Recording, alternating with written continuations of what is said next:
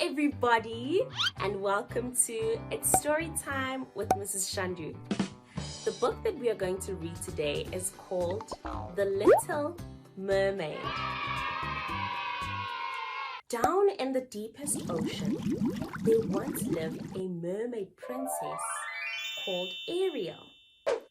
She was the youngest daughter of King Triton, ruler of the Mer people, and she had the most beautiful singing voice in the whole of his kingdom. What would I do to see you? Her father loved her dearly, but she was always getting into trouble. Ariel longed to be part of the human world and spent her time exploring old shipwrecks. The Sea King feared for her safety, and thinking humans were dangerous, warned her to stay away from them. Oh no! But the Little Mermaid was certain he was wrong. When Ariel was 16 years old, King Triton arranged for her to sing in a magnificent concert. Smiling And Mer people came from all over the kingdom to hear her. at me. That evening, Ariel was so busy exploring with her friend Flounder that she forgot all about the concert. Oh no! She had found some human treasures and taken them to the surface to ask Scuttle, the seagull, what they were. King Triton was furious. Bonk. "You could have been seen by one of those humans," he raged. "I'm never to hear of you going to the surface again. Is that clear?"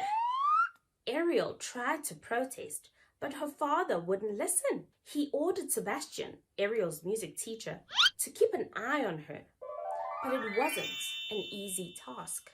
One day, Sebastian followed Ariel and Flounder to the surface to watch a ship. On board, the crew was celebrating the birthday of a handsome prince called Eric, and Ariel watched them in delight. Oh, wow. Soon, storm clouds gathered overhead. Huge waves wrecked the ship, Oh and no! Eric was flung into the sea. Ariel swam quickly to his rescue and pulled him towards the shore. "Look, he's breathing!" cried Ariel. She gazed at Eric and fell deeply in love. Then, as she sang to him, his eyes began to open. But, hearing a voice in the distance, Ariel slipped back into the water and hid behind a nearby rock. She watched as Eric's servant led him away. When they were out of sight, Ariel swam home. "Someday," she vowed to herself, "I'm going to be part of that human world." Sebastian had seen everything, and it was not long before the Sea King learned that Ariel was in love with a human. Triton was very angry, determined to teach his daughter a lesson. He stormed into her secret grotto and destroyed all her beloved human treasures. Heartbroken, Ariel sat down and wept. Above her, two sly-looking eels called Flotsam and Jetsam emerged from the shadows. The Little Mermaid looked up. Poor sweet child, they hissed.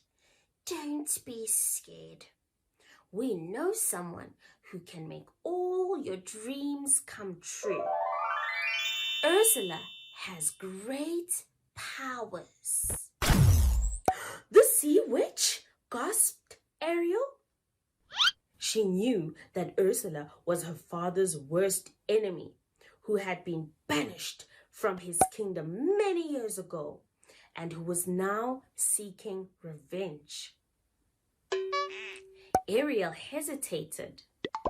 Then, thinking that it was her only chance to win Prince Eric's love, the Little Mermaid swam away with the evil eels, quickly followed by Flounder and Sebastian. Ursula greeted Ariel gleefully.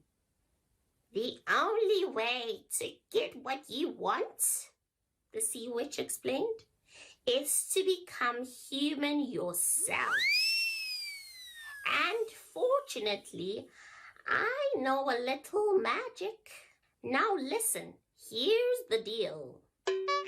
In exchange for your voice, I will turn you into a human for 3 days.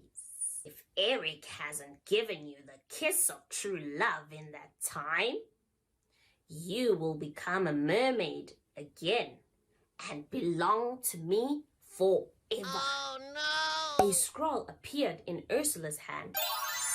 Go ahead and sign, she urged. Ariel was terrified.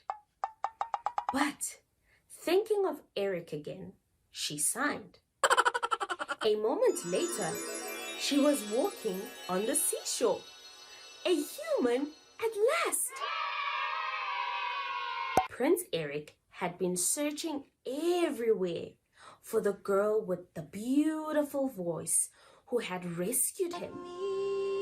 He had almost given up hope of finding her when he noticed someone sitting on a rock. This girl looked familiar, but when he found she couldn't speak, Eric realized sadly that she wasn't the one. Feeling sorry for the voiceless girl, he led her back to the palace, and the next day, Eric took Ariel on a tour of his kingdom.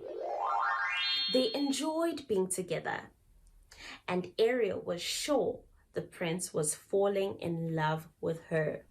Woohoo! Later that afternoon, when they were boating on a lake, Eric bent forward to kiss Ariel. But at that very moment, the boat was overturned. The sea witch had been watching them, and fearing her plan was about to fail, she had sent her precious eels to take action. Later, disguised as Vanessa, a beautiful maiden, and with Ariel's voice trapped in a seashell necklace, Ursula made her way to the shore, where the prince was wandering alone. As soon as Eric heard Ariel's voice, he was entranced and fell completely under its spell. He led Vanessa to the palace, and the very next day announced that they were to be married. The wedding ship was to depart at sunset. Ariel and her friends watched in despair as the sun lowered in the sky. By chance, Scuttles discovered that Vanessa was really Ursula in disguise, and he called on all the sea creatures to stop the wedding. Sebastian went to find the Sea King, and Flounder helped Ariel towards the wedding ship. Suddenly, birds swooped down on Vanessa. A lobster pinched her nose, and some seals flipped her into the wedding cake. In the chaos, Vanessa's seashell necklace broke, and the beautiful voice inside flew back to its rightful owner. Eric, released from the spell, took Ariel in his arms. Just as he was about to kiss her, the sun sank below the horizon. Straight away, Ariel was turned back into a mermaid. Oh no! Ursula grabbed her and dived into the water. Her evil cackle echoed eerily around the ship. "Ursula, stop!"